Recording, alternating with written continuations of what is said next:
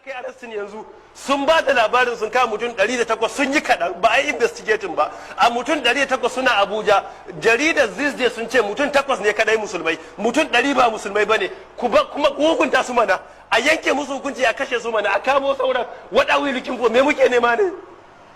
Tun da kun kama su sau nawa ana kama ana sake su, sau nawa da haka kuke so shine za a zauna lafiya?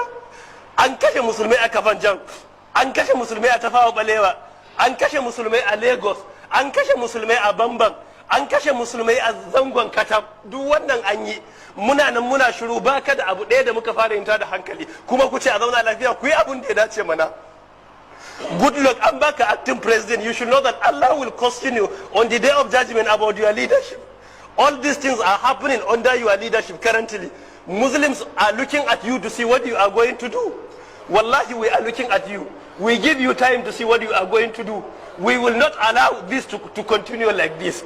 If you want to show to us that you are ready to do justice, don't only waste your time tackling the crisis of Niger Delta. This one that is happening in Plateau State is more important. This is what is most important. Don't waste your time. We give you this benefit of doubt. You are the leader now. You should know that Allah will question you on the day of judgment about this responsibility. And we disagree with the nature of your committee, but let the committee continue working. But you must establish another judicial commission of inquiry, and the culprits must be punished accordingly. They must be punished. Allah ya bada shugabanci gare ku, dole ku tashi ku yi abin da ya dace, ba za a riga kashe mutane kamar dabbobi ba. What are we looking for? Menene rayuwar nan ne? Duk garuruwan da muke zaune garuruwan musulmai ne. Garin Bauchi, Yakubun Bauchi ya zo ya kafa tutar Bubayeren, tutar Usman Dan Fodiyo ne, Allah ya ji kansa. Garin Gombe Bubayeren ya kafa tutar Usman Dan Fodiyo ne. Garin Adamawa musulmi ya kafa tuta ce ta Dan Fodiyo. Ga Misaunan tutar Dan Fodiyo ne, Jama'a da tutar Dan Fodiyo ne. Sannan ga sunan duk tutotinsa ne. An hana wani mutum zama a cikin su. Hatta garuruwan da ɗaliban Dan Fodiyo Allah ji kansu da kafa, an bar kiristoci suna zaune, babu wanda ya tsangwame su, har shugabanci suna iya yi a garuruwan.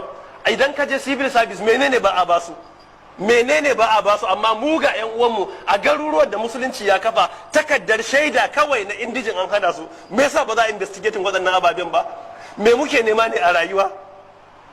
Me muke bukata a rayuwa? A haka ake so a ci gaba kawai a ce a yi hakuri? Shin ku kun yi abin da ya dace a hakura? Kun yi adalcin da ya dace a hakura? Kuna ta mai da yaranmu suna zama marayu? Kuna ta mai da yaranmu suna zama marayu? Tun da aka fara wannan rikici, tun daga lokacin Dariya zuwa lokacin Jona Jan yanzu, babu musulmin da ya sai ya gaya maka adadin marayun da aka mayar mana da 'ya'ya.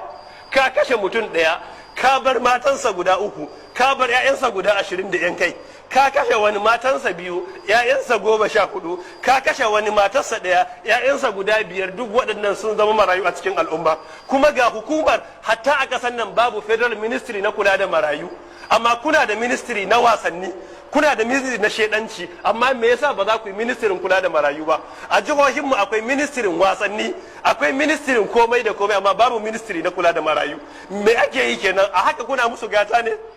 Shin kuna zaton irin abin da kuke cewa ana yi ta'addanci a kasashen duniya ake a Palestine? Yau ka kashe uban mutum, ne nawa aka yi arrestin yanzu? Sun ba da labarin sun kama mutum 108 sun yi kaɗan, ba a yi investigating ba. A mutum 108 suna Abuja, jaridar this day sun ce mutum 8 ne kadai musulmai, mutum 100 ba musulmai ba ne, kuma hukunta su mana, a yanke musu hukunci a kashe su mana, a kamo sauran. What are we looking for? Me muke nema ne?